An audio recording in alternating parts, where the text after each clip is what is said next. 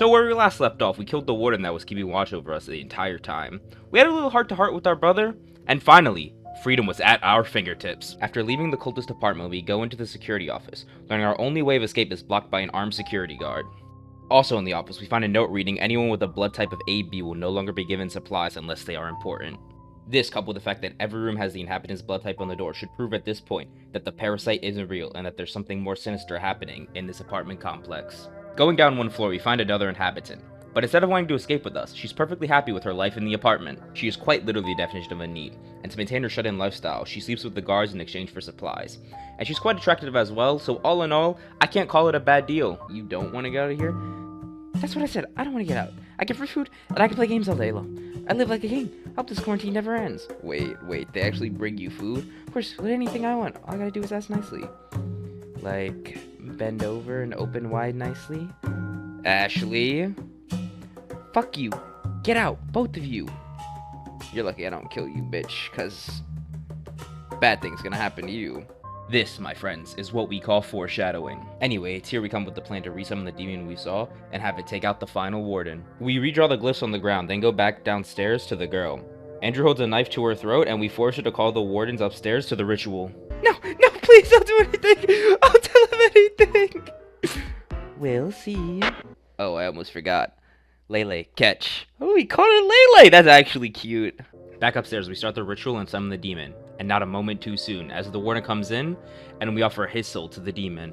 The demon calls Ashley's soul tar-colored, implying she is evil in some way. Honestly though, he could call her soul abyssal black, and I would still believe she could be fixed. He then, in exchange for the warden's soul, gives us a pendant that will show us a vision of the future when we're asleep. And just like that, he returned from whence he came, and we went downstairs to return to Andy. Entering the room, we are greeted by the sight of the woman's death. Apparently, Andrew let her go, and she tried to shoot him with a nail gun. Why would you do that, Andy? Andy? Think, Andy, think. Why would you let the girl go, knowing that she could possibly ruin our plans, Andy? God damn it, Andy. Andy! Things begin to get tense as Ashley accuses Andy of trying to have a round with the woman, if you know what I mean. God, I hate it when you get like this. What's your problem? Fucking every time indeed, every time some fucking floozy comes around. Yeah, I'm not celibate. No, shut up. I didn't screw the neighbor lady, and on the note, will you back the fuck off of my love life, Ashley? What's that supposed to mean? Oh, I don't know. It's not like my girlfriend dumped me after you harassed the hell out of her or something. What? She told you? What a tattletale. You're better off without loose-lipped whores like that. So it really was you. What? Talk to me. It's not my fault. I didn't lock us in here. I didn't kill the cultist. I didn't even kill the warden. You chose to lock her in the crate where the fucking cunt choked. Haha, cry yourself to sleep, that Andy. My poor Andy. I figured she died, but Ashley, can we not taunt your twink brother, please? Look, guys, this is still fixable. She's just having problems right now. Isolation will do that to you. Things keep spiraling out of control as Ashley pushes Andrew to his breaking point. You backpedaling fuck of a brother! You chose me! You did! So I guess we're not leaving here together. You can't do it, You won't. You can't, cause I'm the only one you can talk to. When you can't sleep at night, and you can't take it, I'm the one who can make it go away. Fancy that, when you're the reason I can't sleep in the first place. Go leg blinded. Of course not! I want to leave this apartment before we get caught! With you! Can we go? I'd like to go too. But the thing is, you're pissing me off so much right now. I don't give a shit about Wing. I'm glad she choked. I know you are. No one knows it was us. So what does it matter? What did we name this episode again? Andy and... Okay, but I'm not gonna be Andy anymore. Huh? He's so spineless. And I hate Leyley, like you wouldn't believe. She better stay and die here with Andy, so you and I can leave. Fine. Whatever that means in practice. I like you, but you're so exhausting. Nonsense. I'm invigorating.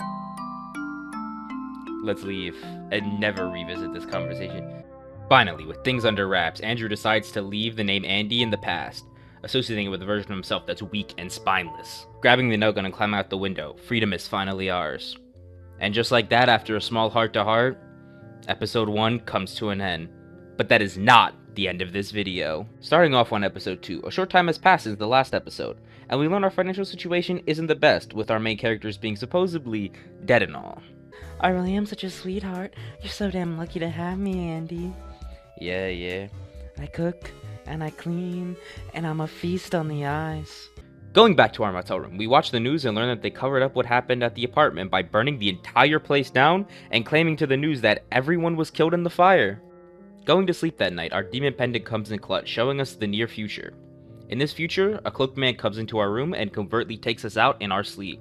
Ashley wakes us up and we skedaddle out of there to make a plan. After waiting what feels like forever, a robed man in the same clothing as the cultist walks past us. Andrew, being bored, decides to follow him to see what's up. Following the robed man leads us to an elevator area. After approaching the elevator, it needs a password to be used. And for fun, I decide to random guess 666, and it ends up being actually correct. It almost feels like these guys want to be caught. To not be seen, Andrew hides in a food cart, and we go see what these cultists are all about. To cut a short story even shorter, these guys are absolute frauds who don't know the first thing about summoning a demon. So we just decide to leave these LARPers to their own devices, and meet back up with Leyley. We hear the killer's car pull up and we come up with a plan. We go back to the apartment to lure him to the park. We know because of the vision that he is only armed with a knife, so we have the upper hand as we're strapped. Going into the park, we decide to hide and ambush him. But things don't go as planned as the assassin also hides in the bushes. Ashley, being impulsive, comes up with her own plan to give Andrew the chance to look for the assassin. An idea hits you then. Ooh, you dirty boy, no, we can't do it here. Tee, off I go, come and find me. I don't want to. Ashley, seriously, I don't know what how this thing works. No peeking. Using this opportunity, Andrew gets the drop on him, and then shoot! Emptying all the bullets, we shoot him dead, then go steal his car, to find a note from the people that hired him telling them that they didn't need any updates on the hit, effectively letting us off scot-free. Fine, let's go take Mom's. For fuck's sake, does everything I say go in one ear and out the fucking other? We're never going to talk to anyone we know, ever, remember? Did I say squat about talking to her? Let's go rob that bitch blind and leave. I said make me, Andy. Okay, what do you want? If it's to piss me off, then you're nailing it right now. Oh, come on, it's a joke. I know it's a joke. Yeah, it is, but you get so mad, it's funny. Like, I don't know you, Ashley. You've pulled this shit before. I have no idea what you're talking. Ooh, you'll keep going, Andy, until I get tired of correcting you. And suddenly it's Andy and Leyley and stupid bullshit all over again. Way to read into it. I was honestly just joking around. Well then, it's not funny, and you're going to stop. Nothing is funny to you anymore.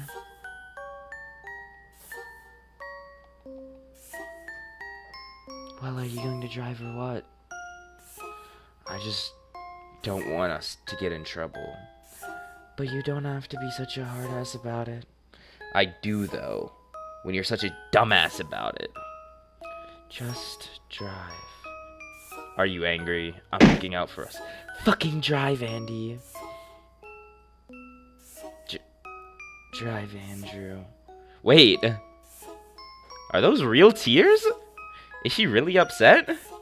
Those, however, are not real tears. It's just a few seconds later, she says she's gonna ignore Andrew until he apologizes, but she doesn't even know what he needs to apologize for.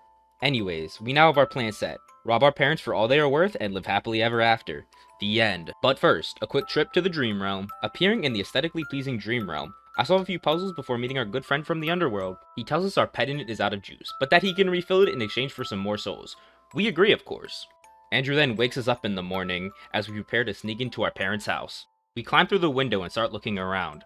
We don't find any valuables yet, but we do find our death certificates dated when the quarantine first started. Someone has entered the house. Oh shit, it's too early. They shouldn't be home yet. It's a shame that you wasted all of our bullets. Like we'd shoot anyways. Is someone there? Mom?